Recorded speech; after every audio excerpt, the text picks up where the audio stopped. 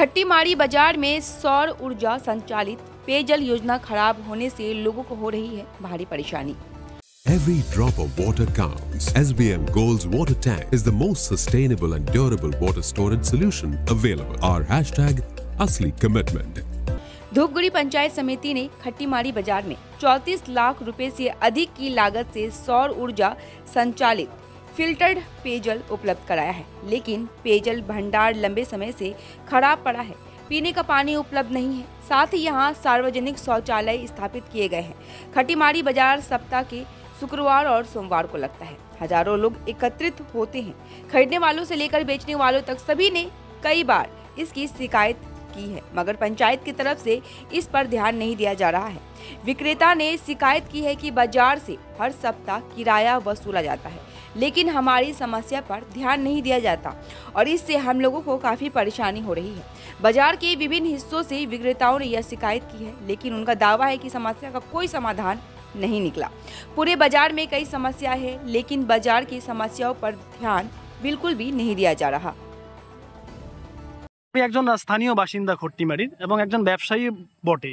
সে জায়গায় দাঁড়িয়ে সপ্তাহে 2 দিন এই বাজারে হাট বসে। আজকেও রীতিমতো হাট বসেছে এবং ব্যবসায়ীরা যেখানে পসরা সাজিয়েছেন তার পিছনে একটি শৌচালয় রয়েছে, দুর্গন্ধে থাকা যাচ্ছে না। এবং এই যে একটা সৌরচালিত একটা পানীয় জল, যে পরিশ্রুত পানীয় জল দেওয়ার উদ্দেশ্যে ধূপগুড়ি পঞ্চায়েত সমিতির তরফে 34 লক্ষ টাকার অধিক খরচা ব্যয় করে এই পানীয় রিজার্ভারটি বসানো হয়েছে। একেবারে বেহাল অবস্থাতে রয়েছে। কিভাবে দেখছেন, কতটা সমস্যা হতে পারে এতে? মানুষের স্বাস্থ্যের দিকে যদি নজর রাখা যায়, বর্তমানে এমনিতেই ভেজাল খাদ্য মানুষের ভারাক্রান্ত হয়ে গেছে, বিভিন্ন রোগে আক্রান্ত হচ্ছে। সেই দিক থেকে এত টাকা খরচ করে এই জায়গায় এই পানীয় জলটা মোটেই বেমানান, এখানে মানানসই নয়। এবং এইভাবে যেভাবে আছে তাতে তো সাধারণ মানুষ অনেকে এখান থেকে জলও নেওয়া বন্ধ করে দিয়েছে অলরেডি। মানে একদিকে শৌচালয়ে ঘা ঘেঁষে তারপরে পানীয় জল, কিন্তু পানীয় জল এই মুহূর্তে বন্ধ রয়েছে, কোনোভাবে জল বেরোচ্ছে না। যারা বাইরে থেকে যারা ব্যবসায়ীরা রয়েছেন, যারা বিক্রেতারা এসেছেন, তারা কোথা থেকে জল আনতে যাবে? তারা অভিযোগ করছে যে মানুষের বাড়ি থেকে তাদের জল নিতে হচ্ছে এবং জল দিচ্ছে না। বারবার কেন যেতে দিবে একটা বাড়িতে? সে জায়গায় প্রশাসনের ভূমিকা নিয়ে কি বলবেন?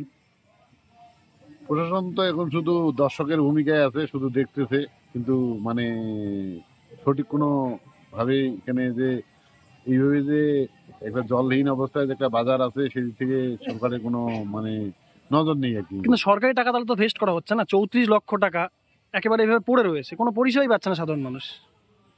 সেই থেকে মানে সরকারের দৃষ্টি আমি আকর্ষণ করব, যাতে যারা এই দায়িত্বে রয়েছেন তারা যেন সঠিকভাবে জলের ব্যবস্থা করেন আর কি, তাহলে সবাই উপকৃত হবে।